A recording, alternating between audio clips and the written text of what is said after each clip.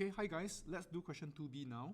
Discuss the view that government intervention in the mobile services market would result in better outcomes for consumers and society.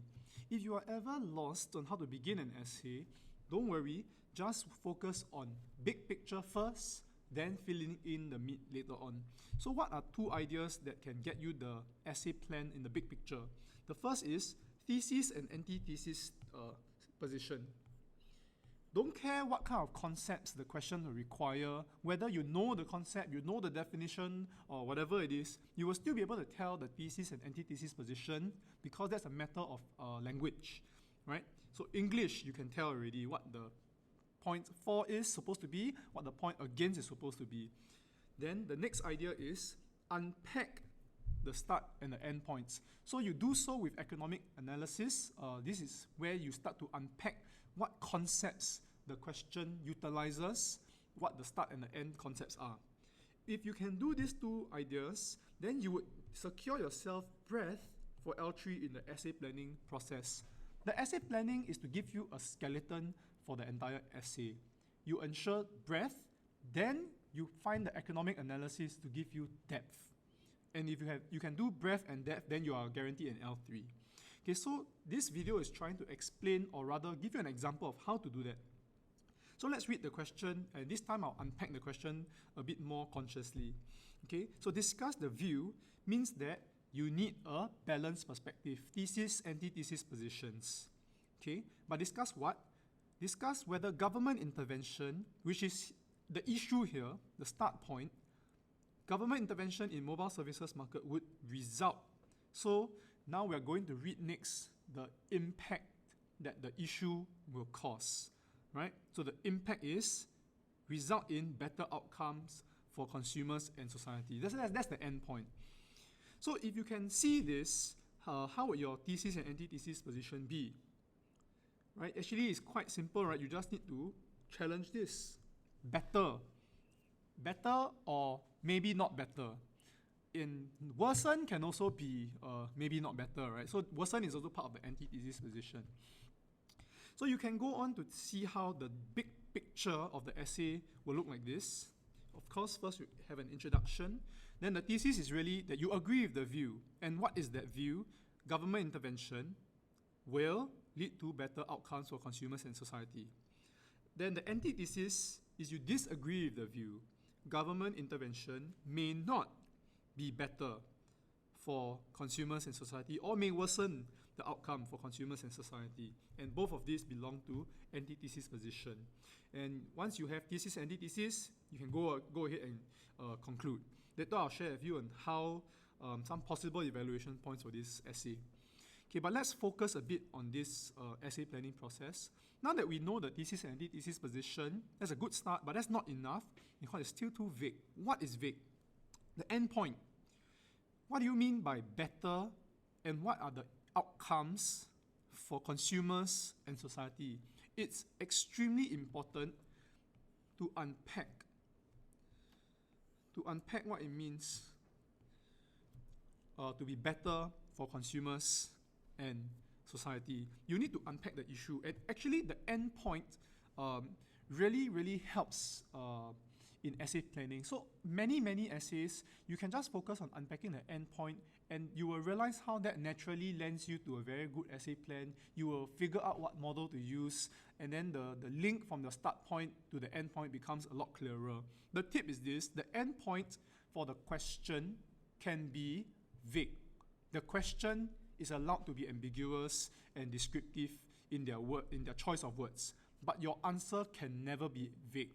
Your answer can never be descriptive. Okay, so here, what do I mean by vague? Better outcome for consumer and society. I never specify in terms of what. But the job of the student is to unpack what it means to be better for consumers. And this is a general idea, and it's true for consumers, impact of consumers in general, right? So you can understand impact consumers in terms of affordability, variety and quality of the goods and services they have, the total expenditure, and of course their consumer surplus. So if any of these are going to change, then you can comment that impacts for the better. Or of course, if it changes in a negative sense, then doesn't make it better, it worsens. You also can unpack from the society's perspective, and here you're taking the perspective of the government, which has two aims: efficiency, right, allocative efficiency, and this is really the idea of market failure, right? So can government intervention improve allocative efficiency, overcome market failure? Of course, may not be perfect, or perhaps even perfect, but whatever it is, address market failure. Can government intervention also address equity? So here there is a bit of overlap, because affordability is a concern of consumers, but at the same time, because if consumers may not be able to afford some essential goods and services, it's also an issue of equity.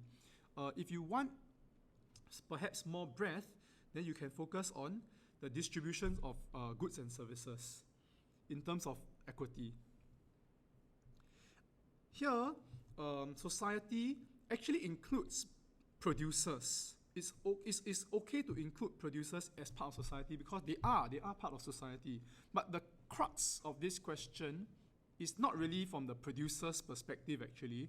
If you get the drift of the preamble and the question's phrasing, it's not wrong to include analysis on producers at the endpoint, but it would not be as strong an answer as focusing on consumers and society. But just in case you find an essay that requires you to talk about the impact for a producer, then you always think of the producer in terms of profit. And you can unpack profit, break it down even further, how total revenue might change, how total cost might change. Or sometimes the situation doesn't allow you to use total revenue versus total cost. Then you can comment on how the profit margin, which is the P minus AC, can change, or how the Q can change. So you either say that the profit margin increase and quantity may just remain constant, or you can say the profit margin remain constant and then Q can increase. These are both ways to explain how profits change. Okay, so this is a generic way of unpacking endpoints of agents, right? The concerns of agents, consumer, society, government, and producers' perspective. And this is transferable to all questions, right? So if you know that this is the endpoint and you can unpack the endpoint in so many ways, does it mean you have to include all these ways in your answer? You have to meet all these points? Of course not. You don't have the luxury of time. So what can you do? You aim for as broad as possible. So this is broad will enable you to get L3 breadth. So an example would be to have these points. So my first paragraph and my second paragraph are thesis positions. I reserve my third and fourth paragraph for anti-thesis positions. So the start point is the same. The start point is always going to be government intervention. Then, does it affect the consumer in terms of affordability? And because it's thesis, I'm going to argue that it improves affordability. Okay, so the thesis means it's the position. Affordability improve. But the endpoint must be unpacked. So how do I prove that affordability is improved? I want to ultimately say my P has fallen. So you realize that the endpoint is a deep-seated conceptual idea. And if you have a concept as an endpoint, it's very natural to use concept in your analysis. If you're going to leave the endpoint descriptive, then very naturally, you're going to be a very descriptive analysis, right? So that's the biggest importance of unpacking the endpoint, really, to make sure you force yourself to use analysis. Only analysis can get you to analysis. Okay? And of course, this issue of affordability is also a concern on the government's perspective or the society's perspective in terms of equity. So in your answer, you can say once P has fallen, then you can say, so from the consumer's perspective, it improves, and for society's perspective, it also improves in terms of equity. Okay? So that's the last sentence in that paragraph. Then the next paragraph, again, the start point is the same, but the end point now, previously you focused mostly on consumer affordability. Now you go to allocative efficiency. So that's market failure. And you kind of get the idea, right? Why do you choose affordability and why do you choose market failure? Actually, you can choose any point you want. And it would, as long as it's relevant, of course. And what point is relevant? It must be one of these points in pink. Okay, so if any of these points are chosen, it's relevant, but you always be strategic and choose the points that allow you to have the most analysis. Okay. And in market structure, the best way, if you can, is that the point allows you to use MC equals MR condition, because MC equals MR condition allows you to draw a graph, it allows you to talk about how MR may change or MC may change, and then how Q will change, and then how P will change. So that's the reason why I chose affordability as my first point. Even though I can choose any other point, but this idea of explaining why P changes requires me to explain the issue, how it changes MR or MC, and that itself is rich in analysis. It allows me to use a graph, and that allows me to show off the rigor of analysis again. Why do I choose market failure? Because market failure also requires me to use a very detailed analysis, and I can go use the MPC equals to MPB analysis, right? How MPB or MPC changes, how that changes the private Q, and then how that minimizes the overconsumption, overproduction, or increases the underconsumption, underproduction. So all these are analysis ridden. Choose the points that give you the most room to bring in economic analysis. Okay? Then for your antithesis positions, you are going to talk about how the issue is going to affect something negatively. So here, the quality and variety of goods and services may be false. So false is the antithesis position, but the quality and quality and variety of goods and services, that's the endpoint that you want to come at. And you'll realize that this point perhaps is not as strong because it's a little bit more descriptive as compared to the first 2 points, but it's okay because you have already 2 points that are very rich in analysis. Then you can afford to have the third point a little bit more descriptive. And don't get this the wrong way, saying that, oh, okay, the third point can be completely descriptive, no economic analysis. That's not true. You still have to use analysis to get you there. But in terms of having a graph, and in terms of like a particular model that you anchor your analysis on, you don't have it in the same way as the first 2 points. Okay? I won't comment on the paragraph 4. It's really the same idea. I'm just giving you examples. I'm sure you can understand in your own time. Okay? So now another question you might have in mind is, for this government intervention, what should you use? Again, you can use anything because the question left it vague. Sometimes the question specifies, and of course if they do, then you only can use the policy that the question mentions. If the question leaves it vague as such, you literally can choose any policy. Then the tip again is to choose the policy which allows you to showcase the most economic analysis. I have chosen ACMC pricing because it is the policy that enters the MRMC condition and explains P falling the best and with a lot of analysis. You can use anything. You can use deregulation, it's fine, right? But it's just a choice of policy, which policy you are more comfortable with in showcasing more analysis. So some of these points you can actually prepare before the exam. You kind of preempt common questions and you can preempt common responses. So when it comes to in the crunch time during the examination, in a choice of 2 possible policies, you choose the one that you are already better at. So this is a bit of strategy on how to revise. In terms of the question requirement, do you need to have multiple policies?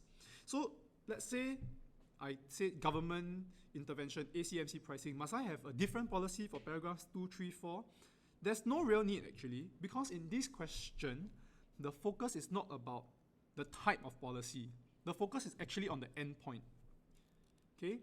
But if the focus of the question, maybe if I change the question's phrasing to which government policy or intervention is the best, or which intervention strategy would bring about the best outcome for consumers or producers, or the most significant impact on consumers or producers. So the key idea is the comparison word.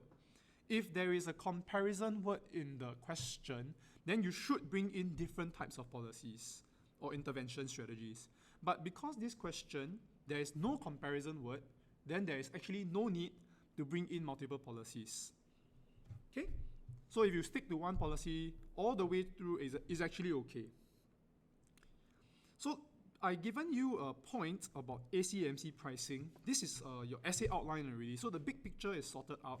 And with the first idea here, and then you go deeper, you can see what I mean by first planning the biggest picture, then going a bit deeper. Now you're already starting to fill in a bit of meat, but still in the skeletal stage. Now I show you an example of how to beef up one of these paragraphs. So let's look at this point here.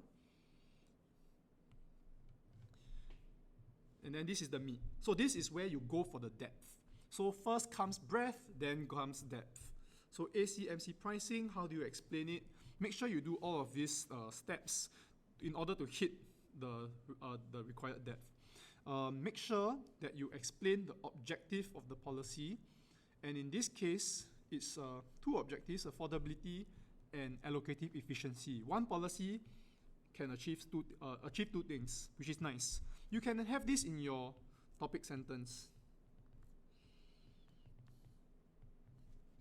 Okay, how do you explain the policy then? You start off with, you start off with defining the MC and AC policy. Of course, you have to choose MC or AC policy. You want to say both also can, but usually it's not wise because you don't have much time. So you choose the policy which you feel is the best one. Okay, so let's say I choose MC pricing. Okay, then you need to define what the policy is, and actually, if you recall, MC/AC pricing is just a price ceiling, right? It's a price ceiling that tells you specifically how much to lower your price. That's the difference between that and a demand-supply price ceiling. The demand-supply, when we taught you, we just say lower below market equilibrium. We never say lower until how much. But here is lower until equals AC or equals MC. Okay? And then you still have to explain that it is below the market equilibrium price. This market equilibrium is not the demand-supply perfect competition market equilibrium, but is the PM, the price setter's market equilibrium price. Okay, and because the definition is a legally binding price, maximum price that you can set, and it's set below your current price, then naturally, your prices will fall. And therefore, you benefit consumers in terms of affordability. You can go and draw a graph and use the graph in your analysis. So refer to the points, set PM as the market price and then lower to how much, maybe lower to PMC because I'm using MC pricing, and how you know that this is the point because MC cuts demand, right? So MC cuts demand and that's the point. You can go ahead and see that. Can? Then after that, you can also link this to allocative efficiency, which is why I chose MC pricing in the first place, because it's strategic. I want to also say that my policy can address market failure. And I know that in order to say market failure is addressed, I need to bring my QM all the way up to my QS. And MC pricing does that. So I chose MC pricing on purpose. Just a very quick recap on how market failure in market dominance looks like. You can see that there is an underproduction between QM and QS because the firm is selfish. The firm wants to profit maximize. So it will set the MC equals to MR, which is at this point here. MC equals MR is there. And that will give you QM, they will set PM. But when the policy kicks in and the government forces the firm to price PMC, then the firm's MC equals MR condition changes, and they are now to profit maximize, they will just set at QM prime. It's not that the firm now becomes a very altruistic firm and cares about society. No, you set QM prime because your marginal cost versus your marginal revenue conditions have changed. Your marginal revenue is now price, and the price is PMC. It is no longer following your original marginal revenue curve. That's the reason why. The MC, there's no change. So that's why this is P equals MC. because the P is now equals to MR. So the firm is still selfish, but in order to achieve profit maximization with the new set of laws, they just happen to produce at Qm prime, which is very nice because it also equals to Qs. And when you do that, you eliminate the deadweight loss. Because previously, at Qm, you will see that MSC is lower than MSB. So this means that if you increase the output, actually there are net benefits to be gained by society. And the fact that the firm didn't, the fact that the firms chose to stay at Qm means there is deadweight loss, right? And if there's deadweight loss, there is allocative inefficiency. Why? Basically, to prove that allocative inefficiency, all you need to argue is it is possible to increase social welfare. If I can increase social welfare, then my social welfare is not yet maximized lah. So you know that you can increase social welfare because at your QM, you can actually increase quantity to increase social welfare. How you know? Because MSB is more than MSC. So for every unit you produce beyond QM, society's welfare will increase. And when you can increase it but you didn't, then there's allocative inefficiency. So that's the cause of market failure.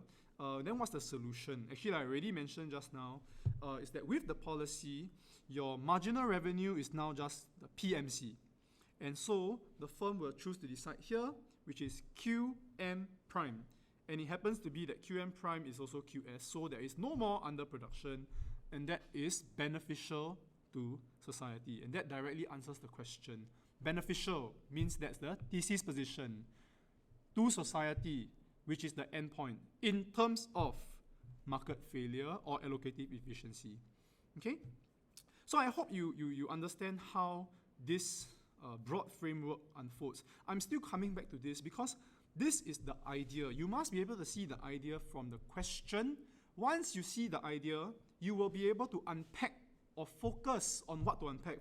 Sometimes the unpacking is very heavy on the endpoint. In this case, that is true.